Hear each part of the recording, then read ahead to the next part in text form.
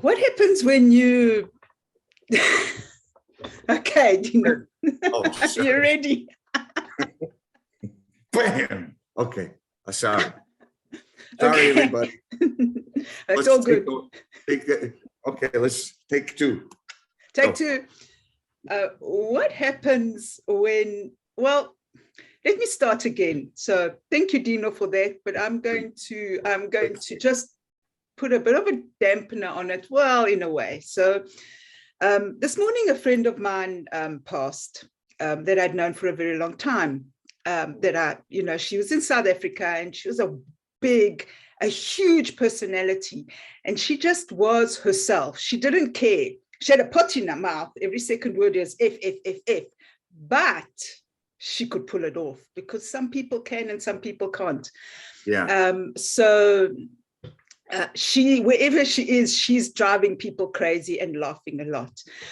But I don't want to talk about loss and death right now, because I'm talking about celebration of life. But most of all, we're talking about how you have to love the moment, and how sometimes, especially when something like this happens, you look at your life and you think, whoa, why don't I speak up? Why don't I say what's on my heart? Why don't I have the courage to say, you know what, I love you, or whatever it is? Why don't you have that courage? And even though you have confidence and you're in this moment all the time, that is so difficult to do. Well, for me. So on that note, we've got so many things to discuss, but on that note, let me ask Dino what he thinks, and then we'll take it from there for wherever it goes, right? This is Carina, Break Fear, Find Freedom, and of course, awesome Dino. Hello, Dino. Hey, I like my name. I have to trademark it. Awesome Dino. Awesome Dino, right? Thank you for the great intro. But first of all, my condolences. Very sorry about your friend. But I admire how you're looking at it, which is the same thing. And we talked about it on a segment. The way I looked at my mom's passing, same way. Instead of mourning death, you celebrate life. Yes. So what you're saying about today is, why didn't I speak up? Which is pretty cool, because like we've talked about on a lot of shows, life is an infinite crossroad. Every second of every day, and the possibilities and how you choose, moves you towards a specific direction. Right. Speaking out or speaking up, either one, actually affects those things, those crossroads that we're talking about. As an example, I was in Chicago this weekend. By the way, it was just great. It was great. But, as great as it was, you meet these people and they open up to you, which is great. I love that. Yes, but as they're opening up, it goes back into shoulda, coulda, woulda, if this, then that. Right. And I get it. They're just venting, and everything. And, they're probably not in a certain state of mind. I mean, not everybody is in your state of mind at any given time, but in my head, I'm just thinking, wow, when are you going to just cut those ties, and when are you just going to let loose? And by the way, that was a cool post that you shared a couple of days ago, with a woman that's trying to stay above water, but she's got something chained to her ankle. It was like that big lead weight. And that's kind of what I'm saying. It's like, if I spoke up, then this could have happened. And you have no proof that would have happened. No. I guess so. It comes down to, if I spoke up, and why aren't you speaking up? Is it related to fear? Is it related that your opinion won't matter? Is it that you don't feel that comfortable in yourself, that you cannot just be in a conversation, but actually lead a conversation? And when I mean lead a conversation, I don't mean like that stifling person that doesn't let you get a word in, like me sometimes. But oh,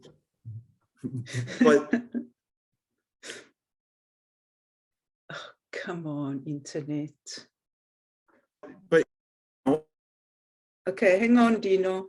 Internet's unstable. Can't hear you. Hello, just hold on. Well, I don't know what's going on here. Okay. There you go. Okay, sorry, you froze for a bit, so you'll have to go We're back. experiencing technical difficulties. We are. Yeah, okay, so I've never had a problem speaking up. I'm extremely curious. Some of the things that I have said and continue to say are considered offensive. I don't mean them that way. But instead of being so cautious about how I am, I'm just like, some people aren't really gonna gravitate towards that and others will. And over time, the ones that don't, when they get to know you, they know that it's harmless. It's just an extremely curious view of life. Give you an example. I'm full of examples. Okay, so in Chicago, obviously I spoke at this big, huge gala. It was awesome, by the way, but I'm not talking about that right now. I'm sure it was. Congratulations on that. Must have been very awesome. Oh man, it was great. It was great. But the day after was even better. And so the day after, I was given a personal tour of the entire campus, okay, this academy. It's kindergarten through 8th grade. Half of the day they learn every subject in Greek. Half of the day they learn every subject in English. And for those who don't know, the Hellenic American Academy is a bad way to explain it, but it is a descendant of the school that I went to, that my teacher, my father, helped to found. Oh, and that's so so the legacy has continued. So instead of just having one school, one church, so to speak, it's uniting all these factions together under one umbrella, which is called Hellenic American Academy. Okay? Beautiful, yeah. So that's how I went to school, half Greek, half English, all day. And so it was great because, at some point they wanted to do a photo op, and they chose kindergarten, and they chose 3rd grade, and then they chose the cool kids, the 7th graders. They've matured. Right. Now keep in mind, I'm about 7 in my head, and I act a lot like I'm 7, so I fit right in. Let's just put it that way.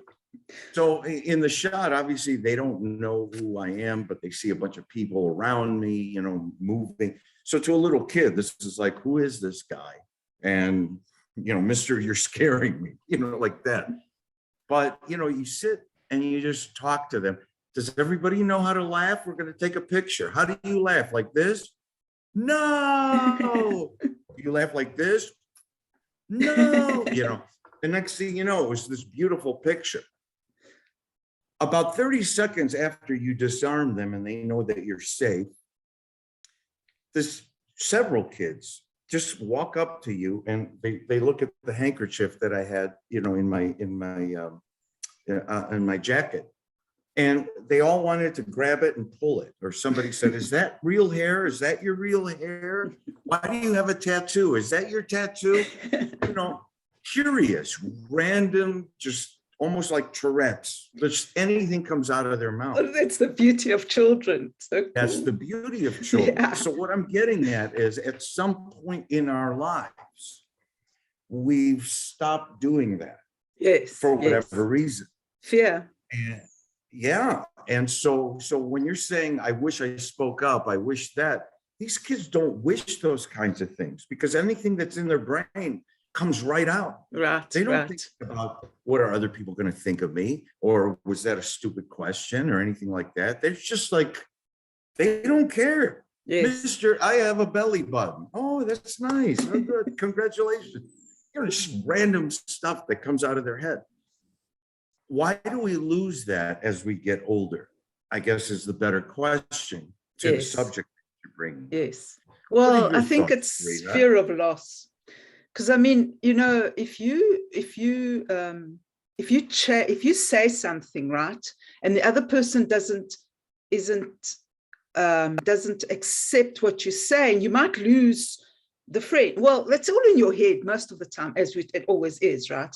Actually, so if polarized today, the way we are today, you're right. You so probably yes, will lose a friend. yeah. But on the other hand, if they're friends, then they'll understand, and you'll probably, the friendship will go to a bit bigger level, which is better, right? Yeah. And a lot of times, if you lose a friend, oh well, they weren't really a friend. But your mind tells you all sorts of things and creates all these crazy stories in your head.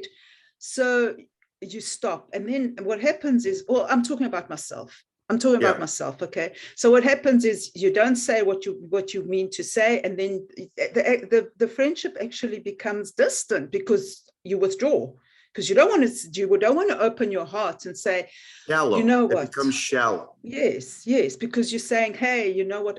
I've got this in my heart, but I don't want to tell you because I don't know how you're going to react, and what happens if I lose it, and then so you'd rather just keep quiet, which is wrong, because then it changes the dynamics within the friendship, right? And you're putting up walls which you don't want. Right. So it's interesting. It's an interesting thing. And like I said, you need to just say, okay, this is the moment. Let me just say what I need to say, and accept the consequences, because at the end of the day, it's interesting how you're looking at it. Okay. I'm not a therapist. I've stayed at a Holiday Inn Express, so I feel like a therapist. I'm kidding. But okay, so we went from just pure raw curiosity and just saying whatever's on your mind to basically now what you were talking to me about, at least the way I took it, is stating your position and being prepared for the consequences of either having somebody agreeable to that position or opposed to it. So much so at times that it may affect the relationship.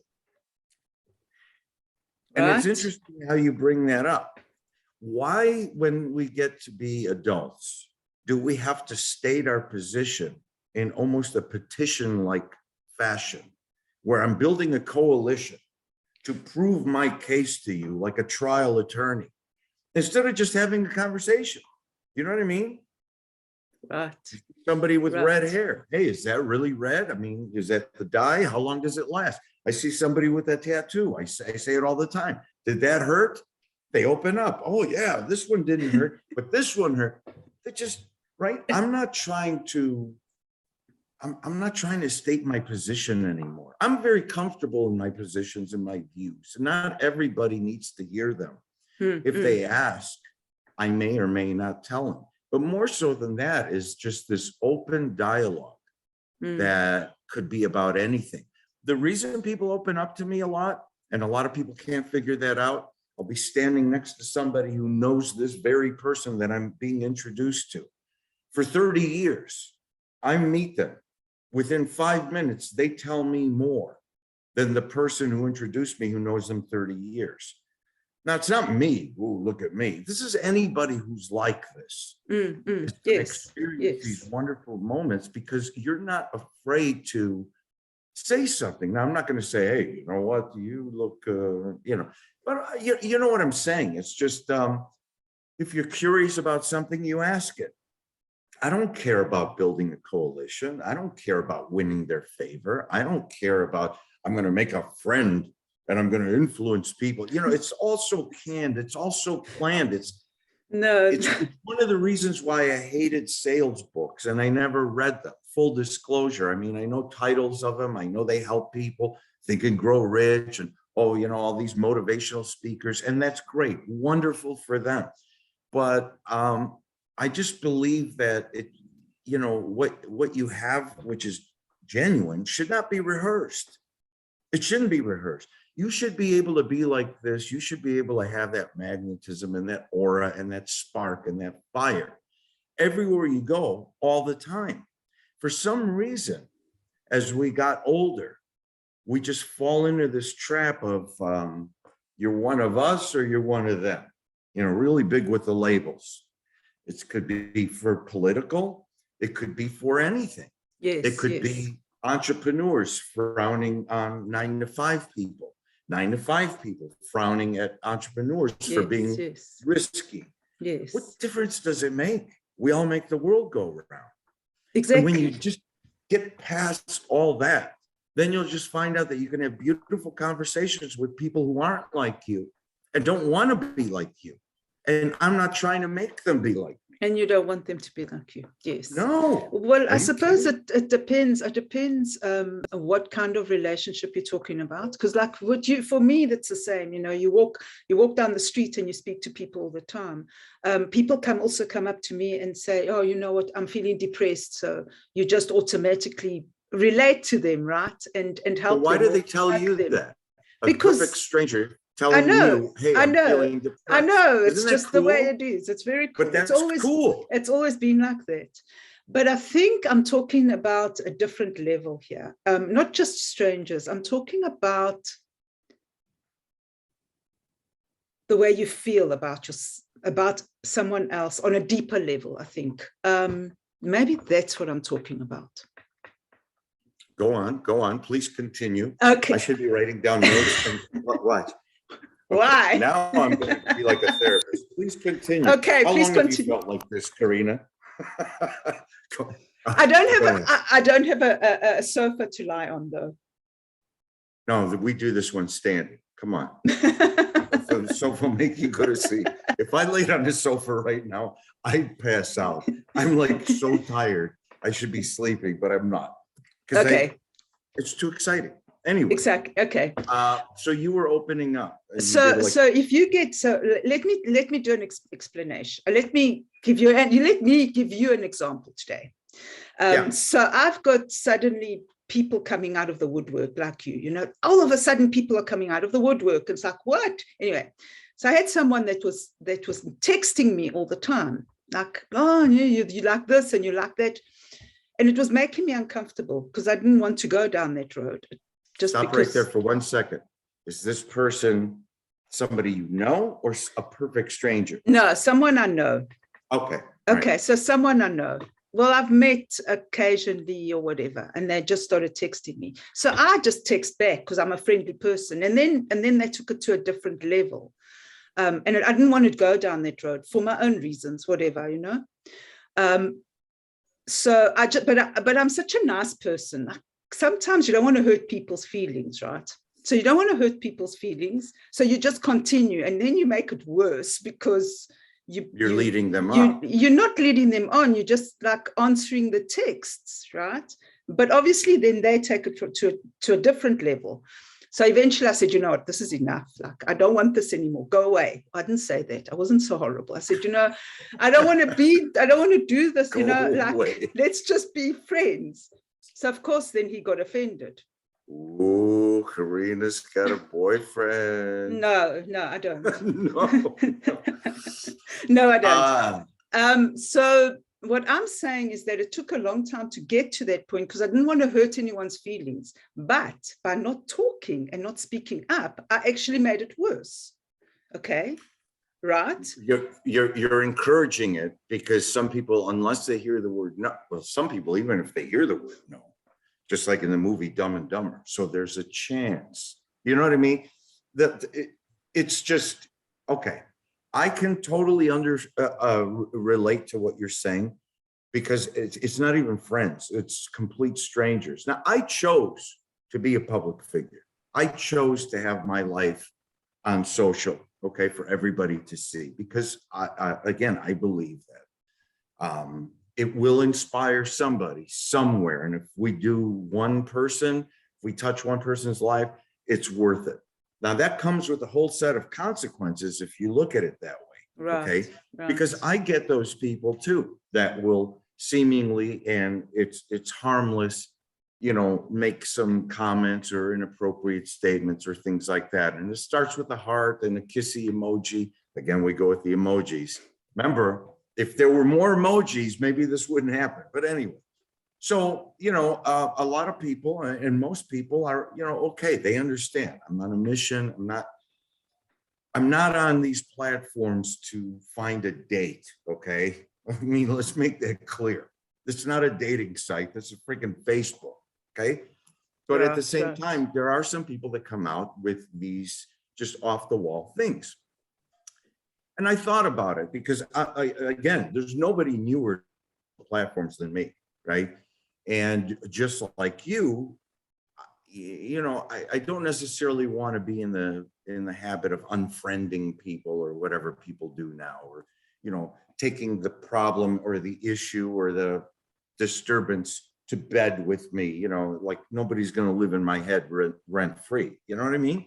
Right, it's a job. Right. It's the show. Right. The cameras are rolling. The show has to go on. Yes. And this is not an act. I'm on a mission. I can't explain it any better than that. Yes. So what I found that has been effective is that I will respond. Thank you for the compliment. I'm not on WhatsApp. I don't buy things online. I don't invest. I'm not interested in Bitcoin, but I really hope you stay on my Facebook and enjoy my posts. And then what I'll do is I'll block the messages and the ability to call, but I won't unfriend them. And 90% of the people that I've done this to, which is a small percentage, but 90% of those people stay on as friends and interact with a heart and respectfully enjoy the posts that I have. I mean, you know, I'm not going to say I put a lot of work into those posts, but they are raw emotion that I'm feeling right seconds before I post it. I don't pre-plan posts. I just think about them and then I post them. Yeah, yeah. And it's meant to help people. It's meant to help people, and it's through the heart. If I was worried about offending people and, you know, having these conversations that lead to, you know, now they don't like you and whatever. I mean, you know what? There's so many that I wouldn't have time to do anything else. So I just figure efficiently, the best thing to do is just, you know, face it head on, address it, not in an offensive way or a mean way or anything like that, but just reminding people, here's why I'm on this thing. And I really, really hope you're one of them that enjoys the message. But as far as everything else, you know, I'm just not interested. And everybody's taken it well, except for one person, but that's okay. I've unfriended one person in this entire time that I've been on this platform. It's pretty cool. Only one person. It is. I mean, because it's not my job to filter through people so I feel good that they're good people or bad people. No, it's Remember, not about that. Jesus spent more time with the lepers and the prostitutes and the people that everybody saw as shady in the society than the scholars and the educated people and the holy. It's all about people, labels, right? At the end of the day. It's all about labels. Just labels. So I'm not here to filter or discriminate. Well, you know what? You're creepy. I'm not going to deal with you. I'm going to deal with everybody. I can handle it. But if you can't handle it, that's a different thing. I mean, you may or may not ever be able to. But it's when you start doing tit for tat. Oh, no, yeah, that doesn't work. No, it doesn't work. And again, you know, go back to your situation that you just described. This is my take on it. Is it better to be liked? I mean, if you're on a mission, Carina, and I know you are, right, to prove to people that there are no chains holding us down, that you could break through any kind of fear and you can find your freedom, whatever that is, yes, right? Yes, it's a message of hope. It's a message of inspiration. Your shows say it all. Your book says it all. And everybody that you help and counsel, I'm sure that's your message. That's your mission. That's your calling. Yes, yes. Are you going to get so distracted by somebody that says, hey, I've been watching you and, you know, I'd like to get to know you. It just comes with the territory. Right? You're and you just say, thank you very much for the compliment. I hope you enjoy my posts. Bam. That's it. Yes, yes, yes. Right? Yes. Yes. I don't want to sit there and explain the meaning of life and or what's in my head or explain to them what a mission is and why I'm doing this and how important it is. That doesn't matter. I'm nothing. I'm this. The world is much bigger than me. The world is much bigger than any of us. Yeah. So it's just a mental state, like, you know, I don't know, the million shows we've done together, but it's just a different way of looking at things. I choose to look at life through the eyes of a 7-year-old. Put me in that kindergarten and those third graders all day long, and I would have a blast because it's truly innocent. Yes. Uh, Yes. you know, No interaction. filters. No filters. Yeah. No filters, no nothing. No Now, boundaries. don't take my 7-year-old wide-eyed innocent curiosity for stupidity. I'm a very sharp businessman. No. I deal with profit, not loss, and I ask uncomfortable questions and I read clauses in contracts. I've done that all my life. So I'm not dumb. I'm a very smart businessman, but take the businessman aside because nobody cares about the businessman. They care about the person. I am a very easygoing person, you know, and it's intended to just, you know, explore and experience all facets of life with like-minded people. Let's just put it that way. Yes. How people see that, oh, they're a pushover because they're just always so nice. Probably think again, but that's okay. I'm flattered you think that, you know. So did that interaction bother you, Carina? It bothered me because I felt bad about it. But at the end of the day, when I broke it, it was better because, you know, I didn't want that in my life, and it was making me uncomfortable. So Yeah. when I cut it, and it was a good thing. Did you block? No. Okay, see, No. mission accomplished. No. So they're either gonna stick around for the show and the mission and the message, or they're not. It's okay. Think of all the other people that you've touched. I've seen some of the posts. I've seen some of the comments that people have with you. You know, it's hard to convince me that you aren't touching and affecting lives in a positive way. Mm-hmm. Which is reinforcement that you're doing great work, right? Right. And again, guys, this conversation isn't like, oh, look at me and Carina, we're grandiose and we have higher visions and, you know, a higher calling in life. You know, everybody does. It's just when you get it, you get it. How much you want to participate in that mission is entirely up to you. Doesn't make you a good person or a bad person. It's just for me personally, and I can't even speak for you.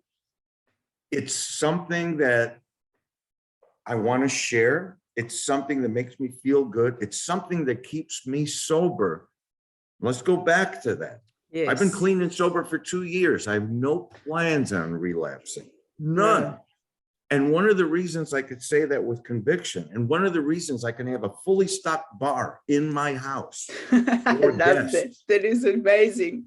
The only reason I'm able to do that is the vibes and the juice, the energy that I get out of the thousands of people that I'm helping right now, because I get more out of it than they do, believe it or not. Yes. That's why I'm doing this. I'm not doing this like, look at me, and I'm going to be famous and I'm going to show people. No, this is basically, I need this. Mm-hmm. I need this to keep myself the way I am, grounded, helpful, inspiring, a leader. I put my money where my mouth is. I walk the walk. I talk the talk. And the reason I'm able to stand 15 feet away from a fully stocked bar and not even think about having a drink is for those reasons. Mm-hmm. And if I could do it, anybody can do it. That's the best part. And it's about the mission and the purpose. Because I think once you've got that mission, you don't think about it because it's not important anymore, because you've got your focus on something else, which is exciting. Look at the downside. Look at the downside. I know. You know? That one drink would set you back to the Stone Age. That one drink would just like make me tired. And then I'd be lazy. And then I'd procrastinate. Yes. And then I'd want more. And then I'd be lazy again. And then I'd want, well, just one more. And then just one more. And it's just like, is that what life is all about? Mm-hmm. I never tire. I mean, I'm physically tired, but I never tire. If somebody pulled me aside, right before I was going to sleep and said, Dino, I have a question for you, or I need your advice, or I need your help. As much as, I'm not going to lie, as much as I would dread picking up the phone, once I'm on the phone, it would be like I just woke up in the morning. It would be that energy because I'm reconnecting. These people keep me charged. Yes. So it's all good. It's all good. Yes. And I hope that, in this segment, because we always veer, somehow it's always about us. Right. No, that's I hope in this segment, you could just think back to your childhood. And it's amazing because, just a few days ago, I was back with people I went to kindergarten with, right? And I haven't seen been fun. in over 50 years, okay? And we're talking about stories and everybody, obviously we all aged, but we're all acting the same and we're all silly. And it's like we never, it's like we're right back there.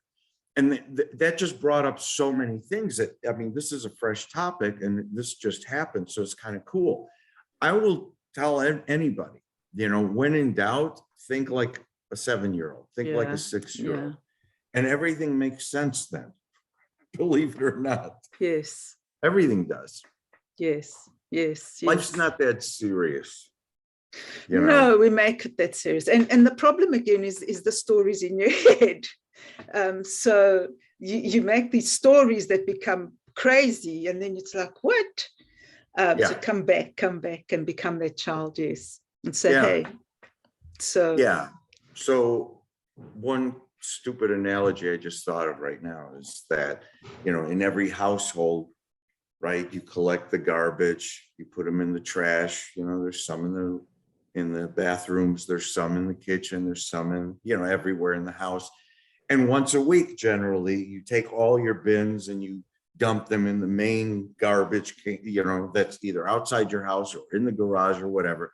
And, here, Friday is garbage day, right? Everybody takes their garbage and they put it out to the curb, and then the garbage truck comes and collects it.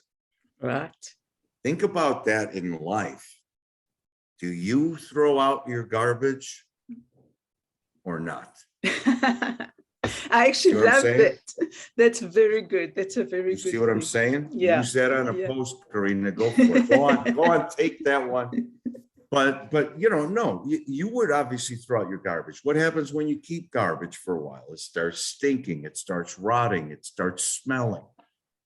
Why are we collecting our garbage and keeping it in our heads? Don't you think we stink? Don't you think we smell?